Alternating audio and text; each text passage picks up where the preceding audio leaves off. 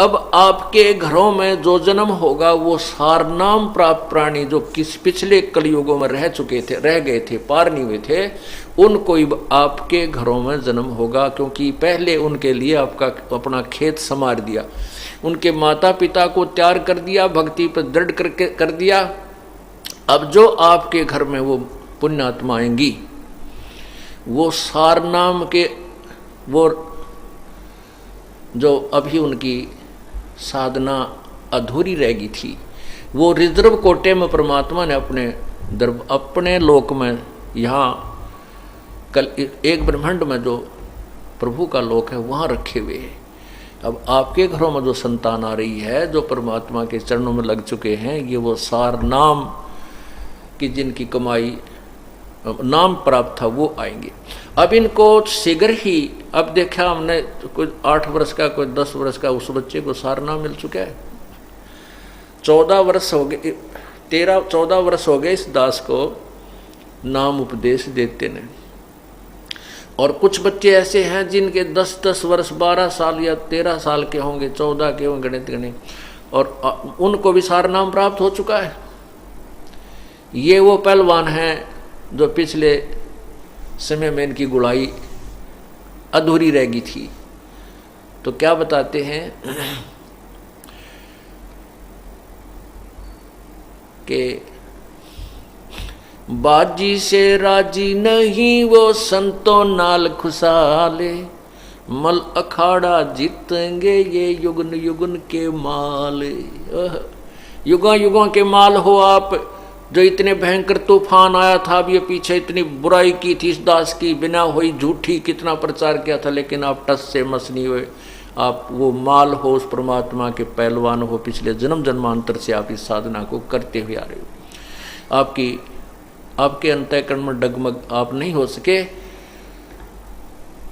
तो इसलिए कहा कि मल अखाड़ा जीतेंगे ये युगन युगन के माल।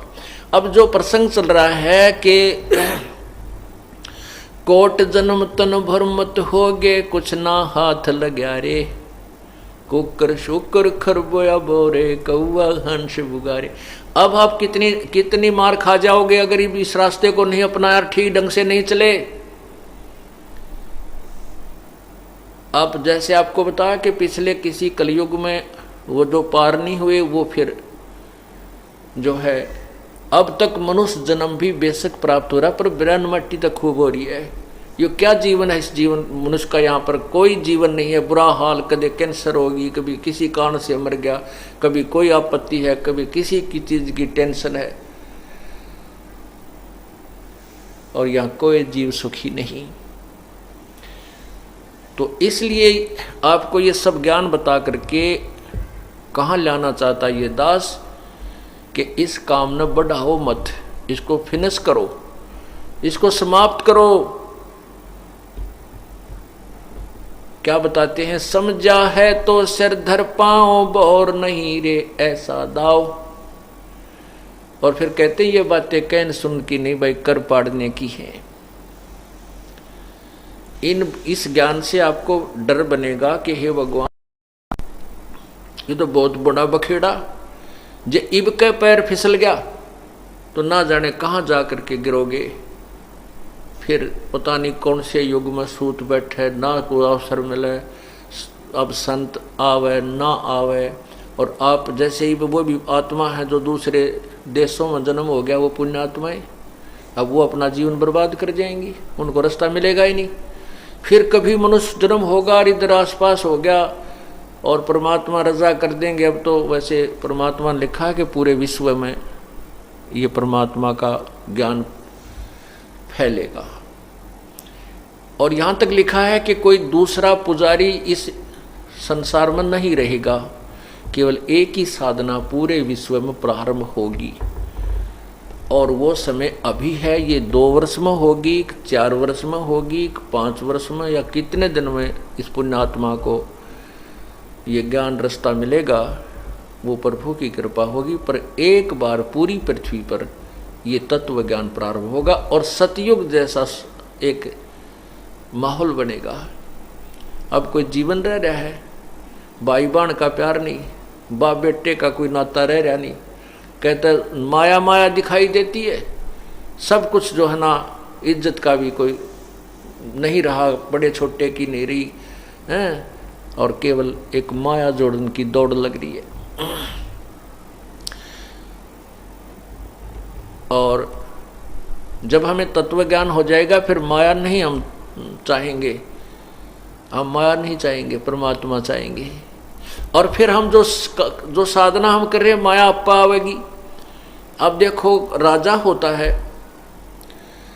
राजा भी जब दुखी हो जाता है, उसके कहीं ना कहीं कोई आपत्तियां आ रही हैं, कोई घर में दुख है, तो वो भी परमात्मा से आशा करता है, संतों के पास जाता है, उनसे अपने जंतर मंतर अनुष्ठान कोई विधि पूछता है, मेरे राज्य में सुख हो, मेरे घर में सुख हो, ऐसे कोई वर्षा हो। तो पुण्यात्माओं, हम परमात्मा से पहले संबंधित हो गए, और परमात्मा ने ही सुख देने होते हैं, परमात्मा ने दुखों का निवारण करना होता है, और पूर्ण परमात्मा से संबंधित हो जाने के बाद हमारे भाग्य में भी ना हो तो भी वो देता है। तो आपका जो संबंध उस पूर्ण परमात्मा से हो चुका है। आप पहले जो पैसे इकट्ठे करने में लगे रहते थे, 2 के 20 बना दी, मिलावट कर ली, कुछ और चोरी कर ली, इस तरह का 2 नंबर का धंधा किया, और उससे भी धनी नहीं बन पा रहे थे, क्योंकि जो आपके भाग्य में है उससे अधिक नहीं मिल सकता। यदि आप इधर उधर से करके ज़्यादा ग्रहण कर भी लोगे, मान लिया आपने 1 लाख रुपया 2 नंबर से कमा लिया, और एक बालक बीमार हो गया, उसका 2 लाख लग गए, वो लाख भी गए जो 2 नंबर से कमाए थे, 1 लाख और उधारे हो गए, और वो पाप जो 2 नंबर का पैसा इकट्ठा करने में जो आपने पाप लगे थे, वो पाप ज्यों के त्यों रह गए, पैसा नहीं रहा, वो पाप ज्यों के त्यों रह गए, वही भोगने पड़ेंगे। अब परमात्मा पूर्ण ब्रह्म की शरण में आने के बाद आपको ऐसी विधि तरीका बताया जाएगा कि आपको परमात्मा आपके भाग्य से अतिरिक्त भी देगा। उस परमात्मा के पास पूरी शक्ति है, वो अपने कोटे से भी आपको सुख देगा, संतान देगा, जो भी चाहोगे। लेकिन जब पूर्ण ज्ञान हो जाएगा फिर आप क्या चाहोगे? फिर तो जन्म मृत्यु से छूटना ही चाहोगे, ये खिलौने नहीं मांगने आओगे। अभी तो बालक हो आप, अभी तो बालक हो,